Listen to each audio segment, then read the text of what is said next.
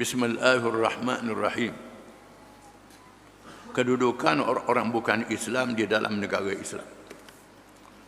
Setelah kita membaca Piagam Madinah, Perlembagaan Madinah, yang disimpulkan di dalam piagam itu, yang pertama, memeterikan perjanjian persaudaraan di kalangan Muhajirin dan Ansar.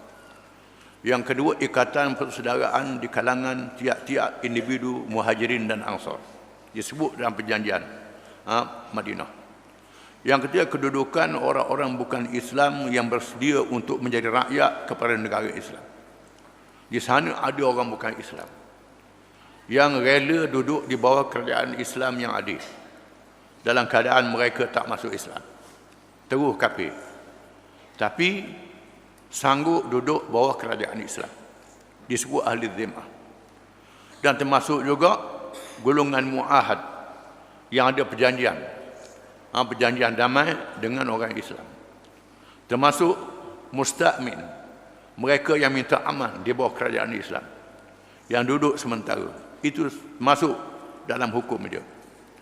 Yang keempat, perisytiharan negara Madinah sebagai negara Islam secara terang. Diisytiharkan Madinah adalah negara Islam. Ini disebut oleh Nabi SAW, menunjukkan bahawa kita kena isytihar negara itu Islam. Ini penting, sangat penting. Isytihar negara ini negara Islam. Yang ketujuh, meletakkan hukum yang tertinggi, ialah hukum Allah, Al-Quran, dan Rasulullah SAW, As-Sunnah. Mesti rukun negara Islam itu, yang pertama hukum Islam, Quran dan hadis, hukum yang paling tinggi sekali. Mesti diisytiharkan hukum yang paling tinggi sekali. Apa yang berlaku pada negara kita pada hari ini, sudah diisytiharkan Islam adalah agama persekutuan. Cuma tak disebut hukum Islam hukum yang paling tinggi. Ini kelemahan. Kelemahan yang berlaku, tak ada peruntukan dalam perlembagaan mengatakan Quran hadis hukum yang paling tinggi. Ini kekurangan yang kita kena baiki. Bila diletakkan Quran dan hadis hukum yang paling tinggi, maka mana-mana hukum yang bercanggah dengan Islam dibatalkan. Ini ada dalam undang-undang diri negeri Terengganu, yang disebut dalam Idkhalul Muluk li Ta'dil Suluk zaman Sultan Zainal Abidin. Ini ada. Tetapi dihapuskan oleh British. British menghapuskan. Dan bila kita menang tahun 99, kita masuk balik dalam undang-undang diri negeri, hukum tertinggi Quran, hadis, ijma' ulama' dan qiyas. Kita letak. Tetapi nak beramal dengannya, terpaksalah mengatasi perlembagaan persekutuan, kerajaan pusat. Kita telah menunaikan kewajipan kita dalam perkara ini. Ini perkara yang sangat besar. Lebih penting daripada subsidi, lebih penting pada tanah, lebih penting pada segala-galanya yang kita perjuangkan. Tetapi orang kita tak faham apa pentingnya boleh tanah, boleh rumah. Meletakkan hukum Islam paling tinggi, hak tu tidak fikir. Ini kita kena sedar. Ini yang pertama kita kena tahu.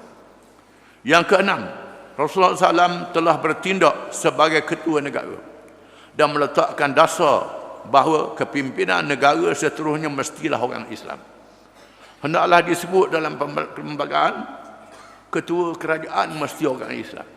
Orang Islam syarat menjadi ketua kerajaan.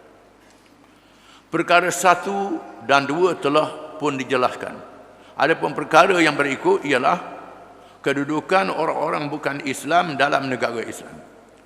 Berhubung dengan urusan orang-orang bukan Islam, Rasulullah SAW telah bertindak sebagaimana firman Allah Ta'ala, fa in ja'uka fahkum bainahum aw a'rid anhum wa in tu'rid anhum falan yadurruka syai'a wa in hakamta fahkum bainahum bil qist innallaha yuhibbul muqsitin. Maksudnya, maka jika mereka, yakni orang bukan Islam Yahudi, datang kepadamu wahai Muhammad SAW untuk meminta keputusan, maka hukumlah di kalangan mereka tentang perkara itu. Atau berpaling dari mereka, maka mereka tidak akan memberi mudarat kepadamu sedikit pun. Dan jika kamu berhukum, maka berhukumlah di antara mereka dengan adil. Sesungguhnya Allah menyukai orang-orang yang adil. Ayat 42 surah Al-Ma'idah. Menunjukkan bahawa ayat ini menyuruh Nabi memberi pilihan pada orang bukan Islam. Di sini terdapat kekhilafan kalangan ulama. Apa maksud ayat ini? Ada ulama mengatakan sebab turun ayat ini berkait dengan hukuman zina. Apabila zina dalam Islam ada muhsan dan ada ghair muhsan. Zina muhsan mereka yang sudah berkahwin direjam sehingga mati. Rejam sehingga mati, rejam dengan batu sehingga mati. Ini pun rejam ni khilaf ulama. Ada ulama mengatakan sekarang boleh tembok. Tembok masuk rejam juga. Ada ulama mengatakan dok kena rejam dengan batu. Sebagaimana zahirnya. Ini boleh dibincang. Dan cara membunuh yang paling tidak menyakitkan. Yang kedua, ada ulama mengatakan sebab nuzul ayat ini ialah berkait dengan hukuman qisas. Tadi hukuman zina, di mana orang Yahudi di Madinah telah meminda hukum Allah Ta'ala. Mereka pindah. Apabila orang-orang bangsawan, ketua-ketua, pemimpin-pemimpin, raja-raja melakukan kesalahan zina, lalu mereka pindah hukuman daripada hukuman rejam, hukuman sebab 100 kali kepada yang belum kahwin, kepada hukuman diarak, dimalukan tengah orang ramai. Mereka pindah hukum Allah. Tiba-tiba bila Nabi memerintah Madinah, mereka nak cuba Nabi Muhammad SAW. Nak cuba Muhammad ni hukum apa. Lalu mereka bawa kisah pada Nabi SAW. Lalu Nabi kata, aku hukum apa yang ada dalam kitab kamu. Apa yang ada dalam Taurat. Sila buka kitab Taurat. Menunjukkan hukuman Taurat ialah hukuman hak. Ini berkait hukuman hak mereka yang berzina. Ini satu kaul. Kaul yang kedua mengatakan ayat ini berkait dengan hukuman qisas. Di mana orang Yahudi ada kabilah yang dianggap tinggi darjat pada kabilah yang lain. Di antara Bani Quraizah dan Bani Nadir. Sekiranya qisas itu mengenai Bani Quraizah, maka diringankan. Kalau kena Bani Nadir, diberatkan, tidak adil. Maka Allah Ta'ala suruh mereka balik pada hukum yang asal dalam Taurat. Ini mengikut pandangan setengah ulama. Kemudian adakah ayat ini dikhususkan kepada sebab itu saja?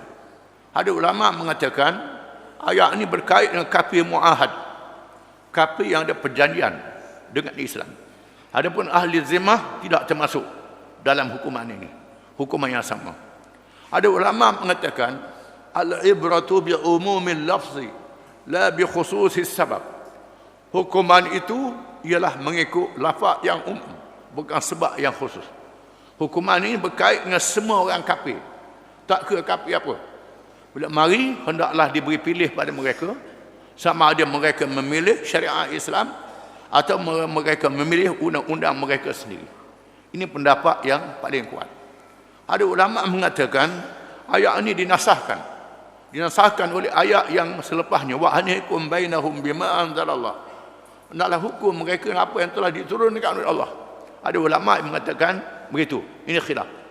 Tetapi mengikut kaedah siasah syariah, hukum syarak, hendaklah memilih keadaan-keadaan yang berbeza. Keadaan yang berbeza. Keadaan yang berbeza. Kalau keadaan itu berbeza, hendaklah dibezakan hukuman itu. Suasana yang umum, yang berbeza. Kalau boleh dipakai kedua-dua, tidak dinasakh. Itu lebih baik.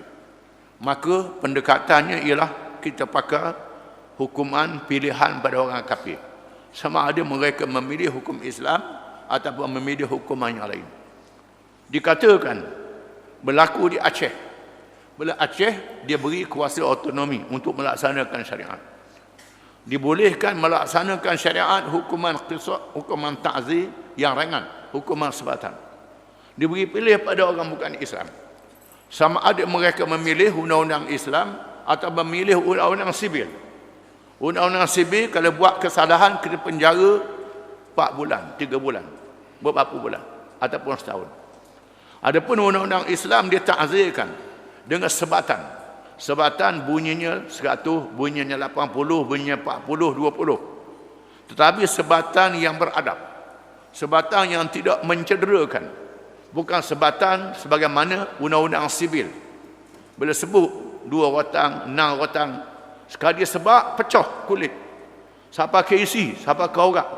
Macam nak mati mereka yang kena sebab itu. Ini bukan cara Islam. Cara Islam ialah untuk memalukan sahaja. Sebatan tidak boleh mencederakan. Tidak boleh mencederakan. Bukan menyeksa tetapi mendidik dan mengajar. Disebab di tengah khalayak ramai. Ini sebatan dalam Islam. Bila orang bukan Islam di Aceh diberi pilih, sama ada memilih syariat Islam atau undang-undang sibil, mereka memilih syariat Islam.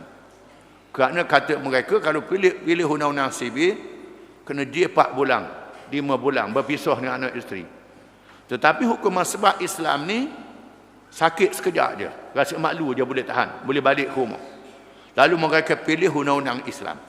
Ini yang menakutkan mereka pada syariat Islam. Ini berlaku.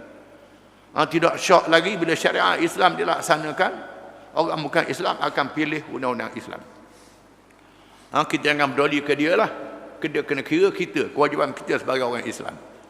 Dalam hal ini Rasulullah SAW telah diberi pilihan oleh Allah Subhanahu Wa Taala dalam menghadapi orang Yahudi, iaitu sama ada menyelesaikan masalah mereka yang tidak berhubung dengan peraturan umum, jika dirajuk atau menyerahkan masalah itu kepada mereka sendiri menurut peraturan mereka.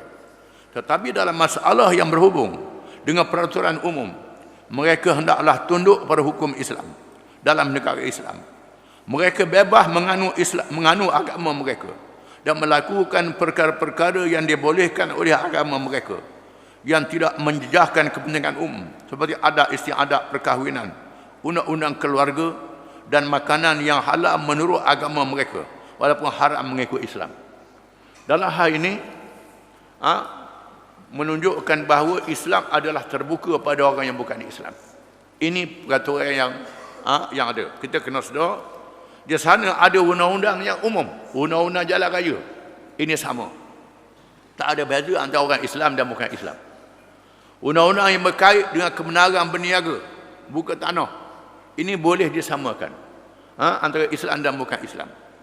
Dalam perkara yang berbeza, umpamanya makanan yang berbeza, minuman yang berbeza, yang diharamkan oleh agama kita mengharamkan arak, mengharamkan daging babi. Ini bagi orang Islam. Agama mereka tidak mengharamkan arak dan babi, terpulang pada mereka sendiri, tetap boleh halang. Dengan syarat mereka jangan jual pada orang Islam. Mereka jangan tarik orang Islam makan babi dan minum arak. Ini kita kena sedar. Ada sempadan dan batas. Ini sempadan dia. Dan batas yang kita kena sedar. Perkara yang berkait dengan adat, nikah kahwin, makan minum, ini hak mereka dalam negara Islam yang kita tak boleh ganggu. Kita kena sedar tak boleh ganggu. Di mana ini hak kebebasan beragama. Dengan syarat jangan ganggu orang Islam. Kalau perkara babi siapa ganggu orang Islam menyebabkan penyakit yang berjangkit, hendaklah dibatasi perkara ini. Wallahu a'lam.